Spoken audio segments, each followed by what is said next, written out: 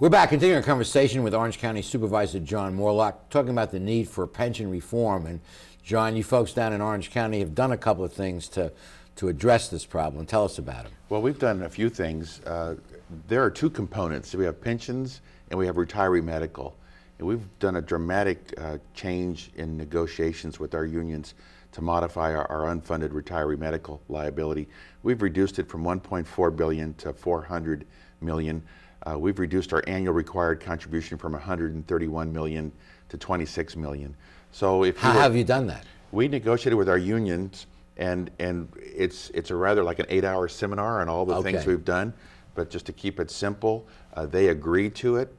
We did things like splitting the pool, which means that instead of having retiree premiums combined with the employee premiums, we've said we're not subsidizing that anymore. You have to pay your own premiums.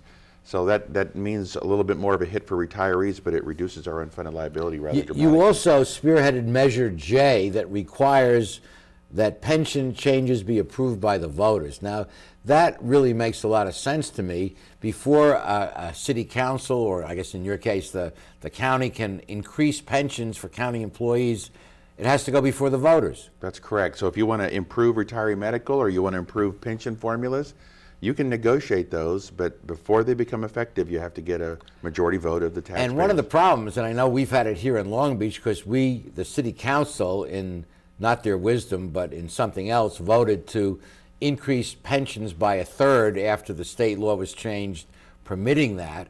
And some of us argued against that, but the council did it. And there's a lot of pressure from unions to, as you mentioned earlier, if the money's there to grab it. But it was a 30% overnight increase in pensions. Bingo. And you probably saw massive retirements as well, as all these senior employees wait for that to become effective and then they leave. So then what happens is everybody moves up a step, and now your actuary comes back to you and says, you know, you had assumed a 4% increase in salaries over this period, but it's gone much higher than that because everybody's kind of jumped up a few layers to fill up vacancies. So now the actuary comes back and says, not only do you have this new unfunded liability you've created by this formula increase, but you've got pay raises that are exceeding projections, and these people are living longer. And in addition to that, the market tanked, so now the investment returns are less, so the city's contribution has to be dramatically increased, and now we're asking for the right to stage that over a period of years rather than in a lump sum, which would be too big a hit. But you know, the can. It's kicking the can. Yeah. It's nice to be a hero today and let someone else worry about the payment tomorrow, but those days are over. That's right. And Prop J, and I don't know if we have the analog of that pending in LA County, but I think that might be worthwhile. Well, we followed the model in San Francisco County. They've had it in place for 100 years. And it's really served them real well for their pension plan. So we're a charter county, they're a charter county, and we follow because there really is a difference of the interest of the elected officials who may need to be beholden to unions and other groups, and the voters who are paying for it. So if the voters have to sign on to something, they're paying the bills, that seems to be eminently fair. And maybe in some cases, an improvement in pensions is warranted and the voters will approve it. And they've had about 100 initiatives over these 100 years in San Francisco County, and about 2/3 have passed.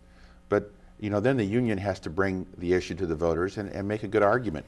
Right now, all they have to do is go, say in our case in Orange County, you have to go to 3 supervisors. Yeah. So you only have to, in a sense, fund the campaign of 3 people, and now you're negotiating with yourself and you get what you want. And you also put into place a new pension plan, raising the retirement age from 55 to 65 and reducing the multiplier from 2.7 to 1.62. Correct. So for the new hires, that will lessen the burden of pensions on the... And also, you brought a very interesting lawsuit. Tell us about that lawsuit. Well, just to go back to this new tier. Okay. That's about the only solution that's left for everybody here in government. Later retirement Unless age. you were to do something rather dramatic like what they do in the private sector, freezing plans, forcing employees to go to defined contribution plans. But again, with the paradigm as it is in this state, that's very difficult to do based on the union's strength. But the lawsuit is very interesting. CalPERS, the largest pension system probably on the planet just sort of has a policy that if we improve your pension benefit formula, we make it retroactive. There's nothing that says that in the Constitution anywhere, but that's just been a policy, so everybody kind of adopts it. And when you create a new debt, like I just showed you, you went from 100% funded to 2/3 funded, you got 50% here to make up. That's a debt.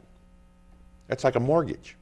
And so you have to say to your voters, look, we've created a new debt. We can't pay it in the year that we created the debt, so you have to vote to approve it with a 2/3 vote.